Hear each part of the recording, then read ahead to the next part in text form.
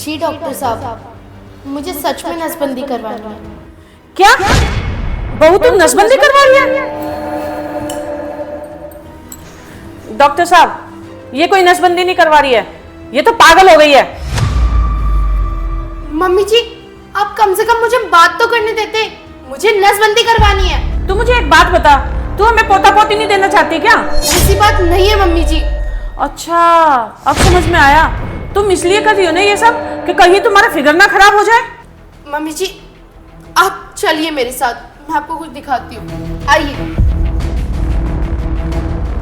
आइए मम्मी जी, देख रहे हो आप इस लड़के को? हाँ तो मैं इस लड़के के बच्चे की माँ बनना चाहती हूँ। हे भगवान, बहू तू ये कैसी बातें कर रही है, वो भी मेरे सामने, अपनी सास के सामने। तेरा अफेयर इस भिखारी के साथ है? छी, मुझे तो है ना शर्म आ रही है तुझे अपनी बहू कहने में।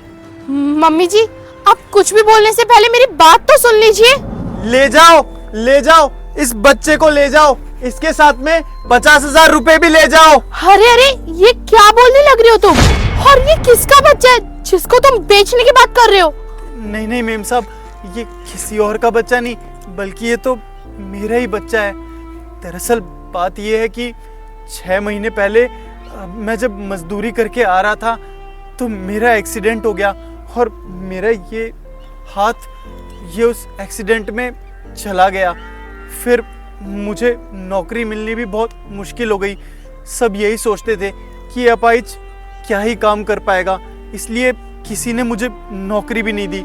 और अभी 2 महीने पहले जब मेरा बच्चा पैदा हुआ तो इसकी माँ भी इसको जन्म देते हुए चल बसी। तब से इसका पालन पोषण करने के लिए मैं दुनिया के सामने हाथ फैला रहा हूँ मेम साहब, लेकिन अब मुझ में और हिम्मत नहीं है। और कब तक मैं इस एक हाथ के सहारे अपने इस बच्चे को पालूंगा, मुझे कुछ समझ में नहीं आ रहा था। इसलिए मैंने सोचा क्यों ना मैं अपने बच्चे को अच्छा भविष्य देने के लिए इसे किसी ऐसे परिवार के सुपुर्द कर सकूं जो इसका बहुत अच्छे से ख्याल रख सके, इसको एक माँ और पिता का प्यार भी मिल सके।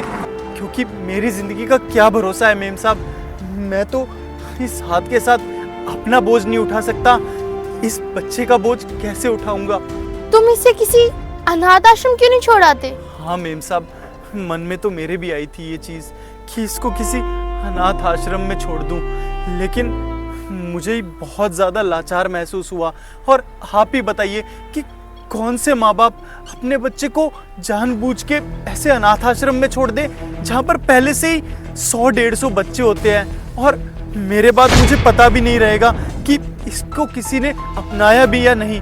बस अब तो यही एक आस है मेम साहब कि मेरे मरने से पहले मेरे बच्चे को कोई अच्छा सा परिवार अपना ले और इसको वो सारी खुशियाँ दे मेम साहब जो मैंने इसको देने की सोची थी। देखो मैं तुम्हारे बच्चे को गोद लूंगी।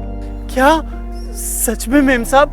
हाँ, पर मुझे कुछ वक्त चाहिए, तब तक तुम इस बच्चे को किसी और को मत देना। मैं जल्दी फैसला लेकर तुम्हारे पास आऊंगी। जी मेम साहब, आपका बहुत बहुत शुक्रिया। बस इसलिए मम्मी जी मैं अपनी नसबंदी करवाना चाहती हूँ, क्योंकि अगर नसबंदी नहीं करवाई तो आपके मेरे मन में बस ये रहेगा कि काश मैं खुद से बच्चा पैदा करती। और मम्मी जी आपके कहने से मैं बच्चा कर भी लेती, क्योंकि माँ की ममता होती ही ऐसी है।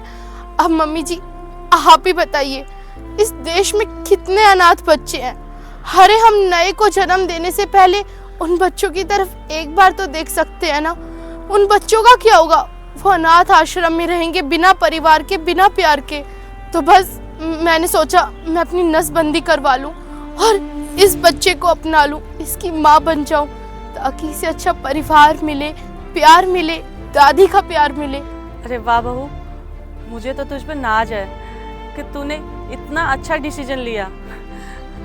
हर औरत अपना बच्चा पैदा करना चाहती है, अपनी कोख से पैदा करना चाहती है, पर तूने अपनी कोख सूनी रखकर तूने इस बच्चे को अपनाया। बहू मुझे तुझ पर नाज है।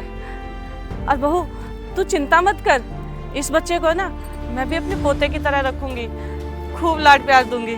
लाओ, मुझे मेरा पोता दो। सच में मेम साहब, आपका दिल बहुत बड़ा है जो आप अपनी गोद सुनी रख के मेरे इस बच्चे को माँ का प्यार देने को तैयार हो गई। सच में अगर इस दुनिया में आप जैसे लोग और भी हों तो कोई भी अनाथ बच्चा अनाथ नहीं रहेगा, उसे एक परिवार का प्यार मिलेगा।